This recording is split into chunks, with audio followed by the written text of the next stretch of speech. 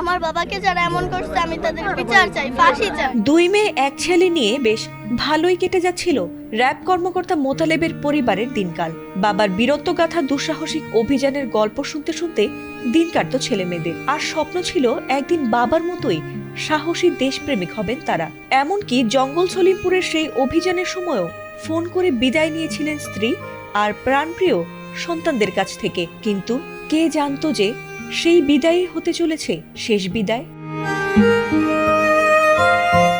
সেখান থেকে র‍্যাব কর্মকর্তা মোতালেব পরিবারের কাছে ফিরলেন ঠিকই, তবে কফিন বন্দী হয়ে। বাবার এমন নিদারুণ বিদায়ের শোকে বারবার জ্ঞান হারাচ্ছিল আদরের ছোট মেয়ে মুনতাহা। আর বড় ছেলে মেহেদি হাসান, বড় মেয়ে শামীমা যেন বাকরুদ্ধ। আর স্ত্রী শামসুন্নাহারের কান্না আর আহাজারিতে ভারী হয়ে উঠেছে গোটা এলাকা। আইন শৃঙ্খলা রক্ষার পথে প্রাণ হারানো র‍্যাব কর্মকর্তা মোহাম্মদ মোতালেব হোসেন ভূঁইয়ার শেষ বিদায়ের এই হৃদয় বিদারক মুহূর্ত যেন নাড়া দিয়ে গেছে সবার মনে।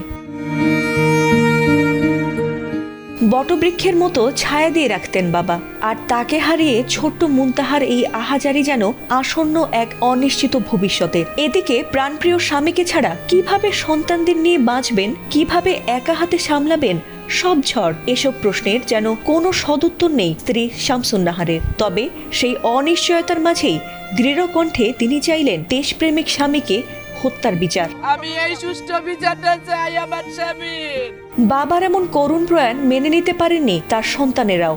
বাবার মৃত্যু যেন এক ধাক্কায় পরিণত করে দিয়েছে 9 বছরের ছোট্ট শিশু মুনতাহাকেও। চোখ মুছে তিনি বাবার হত্যার কঠিন বিচার চাইলেন। বাবাকে যারা এমন করছে আমি তাদের বিচার চাই, ফাঁসি চাই। এছাড়াও মুনতাহার বড় বোন 10ম শ্রেণীর পড়ুয়া শামীমা বলেন, বাবা তো দেশের জন্য কাজ করতে গিয়েছিলেন, আইন শৃঙ্খলা রক্ষা করতে গিয়েছিলেন, কেন তাকে এভাবে মরতে হলো? যারা আমার বাবাকে মেরেছে আমি তাদের বিচার চাই।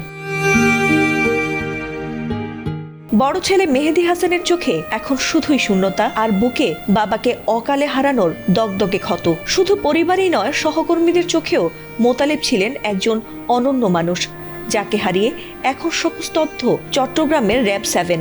মঙ্গলবার সীতাকুণ্ডে র‍্যাব 7-এর কার্যালয়ে অনুষ্ঠিত হয়েছে তার জানাজা। নামাজ শেষে র‍্যাবের মহাপরিচালক জানিয়েছেন, সন্ত্রাসীরা রাষ্ট্রের চেয়ে বড় নয়। এই ঘটনায় একটি মামলা রুজু করা হয়েছে এবং এর বিচারের রায় কার্যকর না হওয়া পর্যন্ত কোনো অপরাধীদের এক চুলও ছাড় দেয়া হবে না। কারণ সেদিন শুধু সেখানে একজন কর্মকর্তাই নিহত হননি, বরং সেখানে থমকে গেছে একটি পরিবারের স্বপ্ন, নিরাপত্তা আর নির্ভরতার শেষ ঠিকানাটিও।